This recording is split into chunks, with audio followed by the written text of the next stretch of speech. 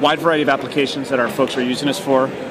Certainly, intake forms are kind of the lowest hanging fruit. We do tons of real-time risk assessments, tons of population health screeners, lots of patient satisfaction, and lots of patient education, lots of patient reported outcomes.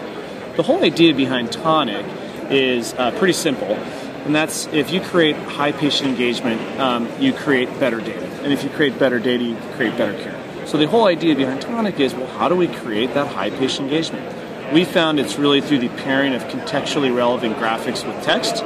And when you do that, you create the psychological effect amongst the user of, I can't wait to see what they're going to ask me next, right? So, and this is part of the reason why we've been able to get such great adoption right off the bat, is that we're able to pair that patient engagement with the real-time analytics. So we can screen people for a wide variety of conditions before they even leave the waiting room and communicate that to the clinician right before they walk into the exam room. We have a fully built-out survey builder. So a hospital system can go in and create any of their own surveys, forms, questionnaires that they want and publish it to our iPad version. This is always a crowd favorite. How many beers do you drink? Publish it to the iPad, they can publish it to our web version, or they can publish it to our smartphone version. And that is really this multi-channel to be able to reach customers wherever they are, either in the clinic or at home or on the go, is another key aspect of Tonic, and one of the reasons where for patient-reported outcomes, for instance, at Partners, we're a natural solution for them because we're able to tie, and then we've built out CRM capabilities, so we can automate the email of surveys to people on the phone and on the web, and when they come into the clinic. Okay. So it knows that, oh, hey, here comes Jane Smith again. So someone could do this over the phone by looking at their pad, like taking someone in the hospital or the call center. They would do it on their phone using an app or a Tonic app or the browser, or they would do it. We would send them an email, and they could fill it out on their laptop or desktop at home using the browser, or in the clinic using this. Right. We can do full patient education. I got to be online here, and there's no Wi-Fi here, but you can pull up videos here. I screened in for high risk for depression. If I was online, it would show me the high risk video. So you can personalize all that. We also do full e-consenting on here as well.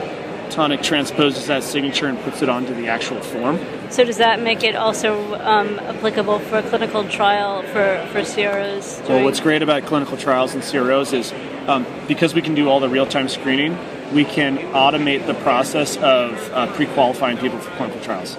Based on their answers, we say this person's a candidate, this person's not, and automatically serve up a marketing video. Hey, let's tell you about this clinical trial we're doing. It may be right for you, right? And it's hard to do that with any other system, but we've got them super engaged. And then we're also great for clinical trials because there's a lower dropout rate because it's really fun and interesting, and our web version and our mobile version is just as fun and interesting.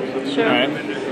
If we have bi-directional communication with the EHR, this is the only screen that folks see. So returning patients, I should say. So this basically says, this is what you told us last time, has anything changed? And we'll dynamically know what questions we should ask you next. So if we know that, hey, you haven't filled out your PHQ-9 depression screener in 5 years, let's go ahead and get it right there on the spot. Right? At the end of this, we have, if you're running a Tonic pilot, you can do a quick survey satisfaction to say, do you like Tonic? Nationally, across all those health systems, we're about 9.6 out of 10 on patient satisfaction with Tonic, with 99% of patients preferring Tonic over pen and paper. Now, low bar, but we'll take it nonetheless. And then the last screen needs to say, please return your iPad to the nurse's desk. And we said, well, that's a pretty boring way to end a survey. So why don't we have them drag the iPad through the maze and return to the nurse's desk? It says the same thing, but does it in a much more playful and fun way, right? So this doesn't really, people don't think that it's patronizing? Some clinics turn it on, some clinics turn it off. It's totally up to the clinic, right? Pediatrics, a home run. Okay, yeah, so, well, exactly. So it's up. So then, and then here's an example of patient sat. We're in real time, unlike many folks out there, the big patient satisfaction vendors. They have low completion rates. You can't access your data in real time. They have antiquated modes of collecting the data. We're collecting all this data in real time and making it actionable. So here's bedside manner, and we're making it something that people actually want to fill out, right? How is the parking? Here's Net Promoter Score, which everybody's obsessed with these days. And then from a service recovery perspective, We also set triggers in our surveys so that if someone says, for instance, on this screen that they're angry and they fill out my contact information, we can trigger a call right there on the spot, right? Sure. So that's that's the basic tool, and again, we can deploy it across multiple mediums, whether it's the web or the iPad or the phone. Mm-hmm. So that's okay. good. Cool.